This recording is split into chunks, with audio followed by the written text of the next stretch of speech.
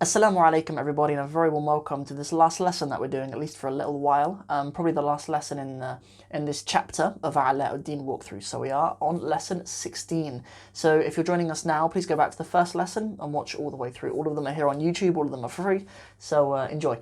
Also, I will remind you as well that a workbook is coming out as well that will go with this, an e-workbook. We will take orders perhaps for print books. If there are a lot of you who would like us to print them, to bind them and have them shipped to you, then maybe we'll start making a list of students for that. But there'd need to be enough of you to warrant it. So maybe we'll start considering that because it is a really nice looking book. So keep an eye here on the YouTube channel and on the Instagram as well. For news on that. Number two is also today we are going to be giving away this book. So if you want a chance to win this book, then please leave a comment in the comment section below. Please like this video, please subscribe to the channel, and go over and follow us at Arabic in 60 Steps. So without further ado, let's get into the text. So this is quite a long one today. So let's get into it nice and swiftly. So we have about 7 lines to do today, 7.5 lines. But we needed to do this. I just didn't find a particularly good place within this paragraph to have a break. So it just means that we have a little bit of a longer passage. So how does it begin? So what did we do previously? We had the Sahir, or the sorcerer. He comes to the house of Aladdin, of the mother of Aladdin, and he comes over for dinner, and she prepares a dinner. And he comes over. He arrives, and the last thing that happens is that he asks where his brother used to sit. Good, and his brother obviously being her husband, who passed away. He's marhoon. He is deceased. So what happens? So فأشارت إلى أريكة بمعنى بين قوسين, between the brackets, مقعد في زاوية الحجرة. Very nice. So فأشارت إلى, this verb أشار إلى is a form 4 verb, أشار, on the same pattern as the verb to want something, أراد. أشارت إلى means to gesture towards something. The word for sign language comes out of this as well. لغة الإشارة is sign language. لغة الإشارة, the language of ishara, of gesture, the language of gesture. So she gestures towards arikatin. So an arika is perhaps like a sofa or a chair, but between the qawsain, between the two brackets, it gives the word maq'ad, which just means a seat, right? So really, you know, although an arika, I kind of understand it to mean a sofa, but yeah, it's a place where you sit. Fi zawiyatil hujra. So what's a zawiya? The zawiya is the corner. It's the corner of a hujra, not a hajara. One second. Yusuf, I'm busy, I'm recording, Daddy. Okay, I think we're good. So a hujra is a room, okay, not a hajara. Yeah, a hajara is a stone, but a hujra, important difference, is a room. So in the corner of the room, وهي أريكة, and it is a sofa or a chair or a seat. طال عليها القدم. So a lot of students, when they first read this, it confuses the students. We know that the term طال perhaps comes from the term طويل, meaning to be long or something to extend over something. When we say طال على something. And then qadam, especially if you read it without the harakat, you might think it's to do with the feet, right? Your qadam is the foot. Hence, when we say football, we say kurat al-qadam, ball of the foot. Right? It isn't to do with the man stretching his feet over the chair, right, or putting his feet up on the sofa or something.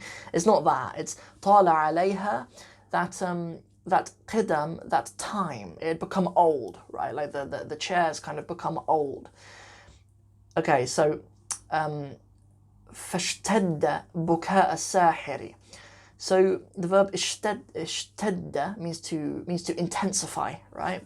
So the buka intensified, right? His crying intensified, of the sahir, obviously. وَجَزَعُهُ. Jaza'uhu is best to find, I think, what the author gave, which is shiddatu huznihi. So severe sadness. I'm not really quite sure of a good translation for jaza'u, but that's what it means. It means severe sadness. Good. فطلبت إليه السيدة أن يجلس في مكان أخيه. So the Sayyida, which is referring to the mother of Aladdin, the Sayyida, she's the master of the house, right? Although, yeah, she's the master of the house, I guess. So she gestured towards him to sit in the place of his brother. فقال لها متألما. So she said to him متألما. So the term ألم means pain. So متألم is with pain, right? He said to her out of pain, لا أستطيع أن أجلس مكانه. I am not able to sit in his place. فإنني لأتخيله. Good. For as I لا أتخيله. So the verb تخيل means to imagine. Good. For I imagine him الآن جالسا معنا. For I imagine him sitting with us. I'm imagining him now sitting with us. وقد أشرف علينا روحه الطاهر. Nice. So وقد أشرف. So the term أشرف means to bestow upon us, perhaps. I mean, the term sharif literally means noble. I don't know if there is a verb in English to nobel something. But as maybe honoured us, you might say. That's perhaps a fine translation. وَقَدْ أَشْرَفَ عَلَيْنَا. And has been honoured upon us. روحه, his spirit, الطاهر, his pure spirit, has been sort of honoured upon us. رحمة الله عليه. So the rahmatu is the mercy, Allahi, of Allah, alayhi, upon him. Good. لَقَدْ كَانَ يُحِبُّنِي. Certainly he loved me. كَمَا أُحِبُّهُ. As I love him. أشد حب. أشد الحب rather. The most intense of love. You know, it's sort of like a maf'ul mutlaq here. It's like saying أحببته حبا شديدا. It's a little bit like saying that. So it's saying I loved him a severe loving, but rather it's saying certainly he loved me as I loved him, the severest of love, or the most intense of love. ولكن الله لم يشاء. But Allah لم يشاء. لم يشاء. He did not will. This is literally the same verb when we say insha Allah. The verb sha'a means to will something, but Allah did not will it. Good. An alqahu. That I would meet him. The verb laqiya. Alqa means to meet, but alqahu is he did not will that I would meet him. Wa an'ama bihadithihi qabla an yamuta. Good. So wa an'ama. The verb an'ama is the same verb that we use in Surah Al-Fatiha. When we say صراط الذين أنعمت عليهم, to bless something, literally. بحديثه. He has blessed by his hadith. Obviously, the term hadith is one that most of us Muslims know as being like an account or a statement that the Messenger of Allah sallallahu alaihi wasallam made.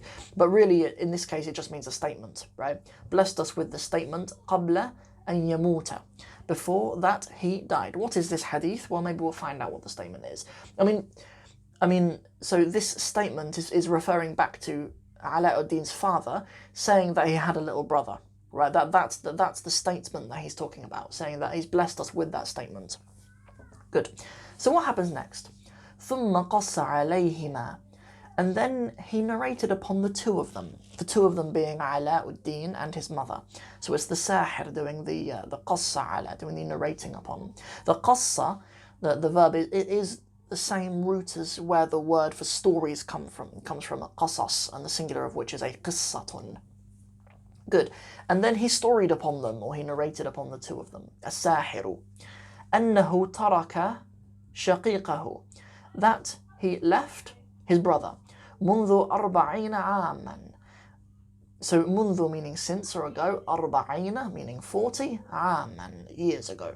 Could have just as easily said 40 سنة, but in this case it is عاما. وأنه, and that he سافر إلى بلدي, and that he travelled to the land of whom? Al-Hind. Where is Al-Hind? It is India. Al-Hind. The term Al-Hind, I mean, now it seems quite clear to us why we use the term Hind, because it sounds like India, right? But actually India wasn't called that before the Arabs came and called it Al-Hind. I'm not actually sure why the Arabs used that term, because I don't know if they would have found that term in India. because I believe like the area of India and Pakistan and stuff, like the subcontinent, the Indian subcontinent, was referred to as Bharat before the Arabs named it as Al Hind. I don't know if the Hindus were called Hindus before that though, like if their religion was Hinduism or a word similar, but the land was called Bharat. I'm not actually sure how that worked. There's probably an interesting little bit of history in there, but anyway, certainly by the time this text is written, it's known that India is Al Hind. Good. Faris and Persia.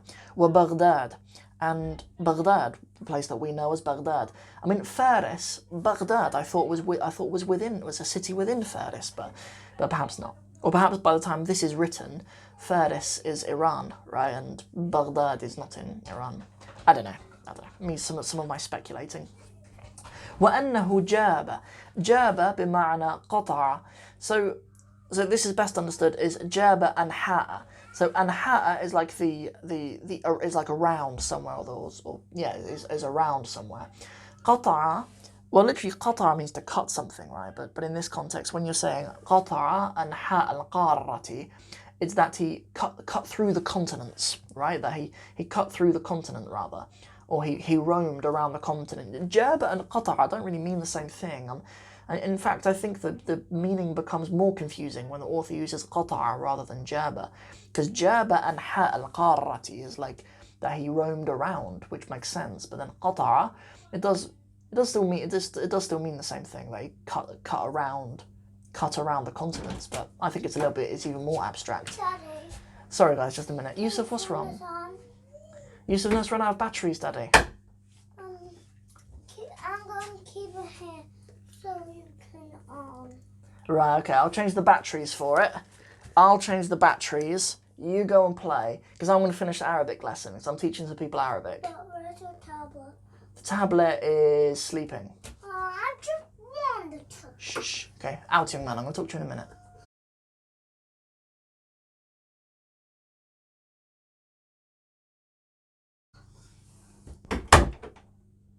Okay, cool.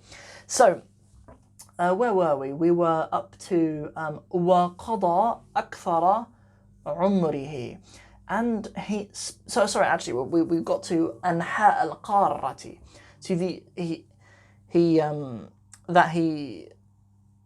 that he roamed around the continent, قارة الإفريقية. So I missed that bit. So it's the continent of Africa, right? Like where this is being read, like I don't think it's in Africa, it's in China, right? Like, we've already had that setting before. So if it did just end there, if it ended with Jaba and Ha al-Qarra, it would be assumed that the continent would be Asia, right? But I mean, he specifies that it's قارة الإفريقية. Good. وقضى أكثر عمره. And he spent. Qada, the verb qada means to spend, but to spend time specifically. Akthara means the majority of umrihi, of his age. Fi as-siyaha. As-siyaha is a term which now means tourism, right, but really means traveling, right? And and that's why in the brackets the author says as-sayr, as-sayri fil bilad. You know, the traveling between the bilad. Good. Wal-rihal.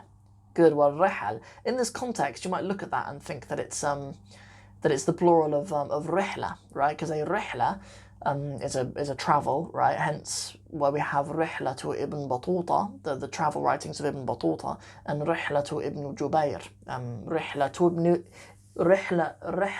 Ibn Jubayr, it would be, or the rihla of Ibn Jubayr.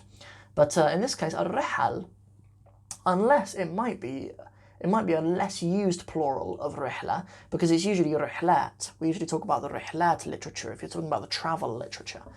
But if we have a rihal, then really the term rihal means like nomads, right? Like obviously we have the term A'rab, but the term A'rab is specific for like Bedouin Arabs, right? But I thought a rihal was a more broad term for Bedouins. But in this case, it doesn't really matter which meaning we use. It means he's traveling, right? And then the author gives us an explanation of the term al-rihal, which is al-asfar, journeys, wat-tanaqqulat. Tanaqqulat, that's a word that you don't come across a lot. It means like navigations, at-tanaqqul. It comes from the same root of the verb intaqala, which means to move house, right? But at-tanaqqulat means navigations, expeditions maybe, or something like that. So we have reached the end. So, or at least the end of this passage. So we've done 16 lessons now. We've reached page 14 or 15 or something, and I've been through the entire text, and it looks like we are about a quarter of the way through. So we're in a really good position to kind of create like a 4-book series and do the entire text, which I think would be really nice. So maybe we'll do that. And good. So maybe I'll just run through a really useful little vocab list, some of the key vocabulary we've picked up in here. So firstly, we had the verb ashara ila, to gesture towards something. A arika is a sofa. A zawiya, which is a corner. A maq'ad, actually a little bit further back, which is a seat. The verb ishtadda, which means to intensify. Perhaps the word muta'allim. That's a word we've seen before, actually. We've seen that earlier in the text, but it's still a really useful one. What else? The verb ashrafa, meaning to noble something. What else is it useful? Yeah,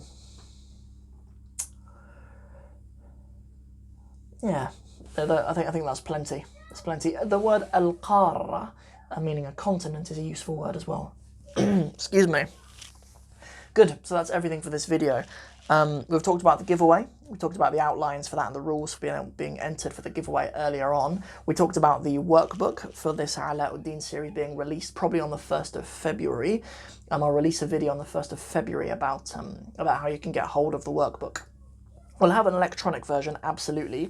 If you're interested in getting a print version of it, then please let me know. Put your name in the comments below, or you can email me, sam@arabic-in60steps.com.